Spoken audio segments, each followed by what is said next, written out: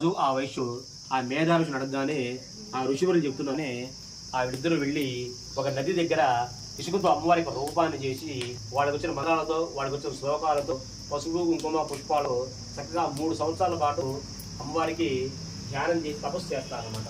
ఎప్పుడైతే తపస్సు చేస్తారో తపస్సు వచ్చిన అమ్మవారు ప్రత్యక్షమై ఏం కావాలి కోరుకోండి అని అడుగుతుందన్నమాట. అప్పుడు రాజు అంటాడు, నేను రాజు నుంచి నా రాజ్యాన్ని వదిలిపెట్టి నేను ఇట్లా అడవులకు పారిపోయాను కాబట్టి ప్రతి జన్మలోనూ నేను రాజుగా పుట్టాలి, ఈ దేశం మొత్తం పరిపాలన చేయాలి అని చెప్పి రాజుగారు కోరికగానే పదాస్తూ ఉంటుంది అమ్మవారు. మరి ఆ సందర్భంలో ప్రతి జన్మలోనూ రాజుగా పుట్టాలని ఏ విధంగా అమ్మవారు ఆ కోరిక నెరవేరుస్తున్నాయా అంటే ఇందా మీకు మొదట్లో చెప్పాను, ఇది 7వ మన్వంతరము వైవస్వత మన్వంతరము అని చెప్పాను. నెక్స్ట్ వచ్చేది సూర్య సావర్ణి మన్వంతరం, అంటే 8వది. మొత్తం 4 చెప్పాను, ఇది జరుగుతుంది 7వది అని చెప్పాను. అప్పుడు అమ్మవారు చెప్పిందట ఏమని, వచ్చే 8వ